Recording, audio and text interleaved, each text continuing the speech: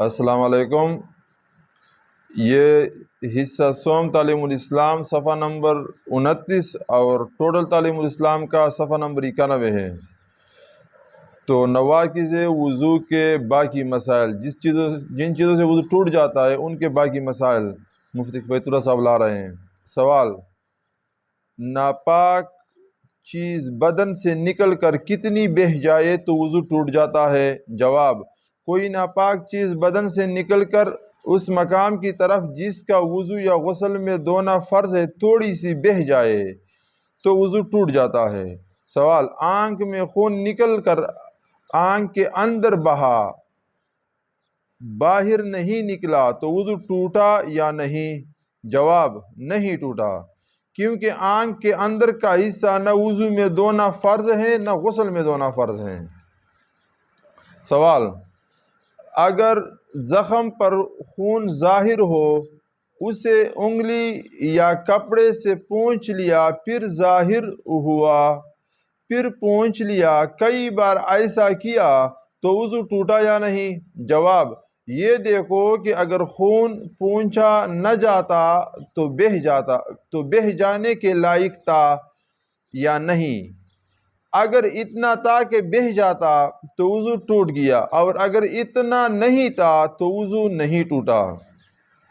سوال: کہ میں جو الٹی ہم کرتے ہیں، کہ میں کیا چیز نکلے تو وضو ٹوٹے گا؟ جواب: کہ میں پیتا یا خون یا کھانا یا پانی نکلے اور منہ بھر کے ہو تو وضو ٹوٹ جائے گا، اور اگر خالص بلغم نکلے تو وضو نہیں ٹوٹے گا۔ کہ میں پیتا جو زرد پانی ہوتا ہے، اندر پیتا ہے ہمارے بدن میں، تو اس میں زرد پانی ہوتا ہے، ہاضمے کے لیے استعمال ہوتا ہے وہ پانی۔ تو اگر وہ پانی نکلا، زرد پانی ہوتا ہے، یا خون نکلا یا کھانا نکلا یا عام پانی نکلا کہ میں تو اور منہ بھر کے تھا تو وضو ٹوٹ جائے گا، اور اگر خالص بلغم نکلے تو وضو نہیں ٹوٹے گا۔ اگر صرف بلغم تھا، اس کے ساتھ پانی وغیرہ نہیں تھا تو پھر نہیں ٹوٹے گا۔ سوال: اگر توڑی کی کئی مرتبہ ہوئی تو کیا حکم ہے؟ جواب: اگر ایک متلی سے کئی بار کے ہوئی اور اس کا مجموعہ اس قدر ہے کہ منہ بھر جائے تو وضو ٹوٹ جائے گا۔ ہاں، اگر ایک متلی سے توڑی کے ہوئی، پھر وہ متلی جاتی رہی اور دوبارہ متلی پیدا ہو کر توڑی سی کے ہوئی تو ان دونوں مرتبہ کی کے کو جمع نہ کیا جائے گا اور وضو نہیں ٹوٹے گا۔ متلی جو ہمارا دل خراب ہو جاتا ہے، وہ الٹی آتی ہے، اس کو متلی کہتے ہیں۔ جو الٹی کرنے کو جی چاہتا ہے، اس کو متلی کہتے ہیں۔ سوال: بدن میں کسی جگہ پنسی ہے، چھوٹا دانہ، جو چھوٹا دانہ ہوتا ہے اس کو پسی کہتے ہیں، پنسی ہے، اس میں سے خون یا پیپ کا ڈبہ کپڑے میں لگ جاتا ہے تو کپڑا پاک ہے یا ناپاک ہے؟ جواب: اگر خون یا پیپ نکل کر بہنے کے لائق نہیں ہے، کپڑا لگنے سے ڈبہ آ جاتا ہے تو کپڑا پاک ہے، لیکن پھر بھی دو ڈالنا بہتر ہے۔ وہ خون جو بہتا ہوا خون ناپاک ہے، تو اگر وہ خون نہیں ہے، تھوڑا سا ہے، صرف بہنے کے قابل نہیں ہے، وہ کپڑے پہ لگے تو وہ ناپاک نہیں ہے، لیکن بہرحال پھر بھی اس کو دھونا چاہیے۔ سوال: کہ اگر منہ بھر کے نہ ہو تو وہ ناپاک ہے یا نہیں؟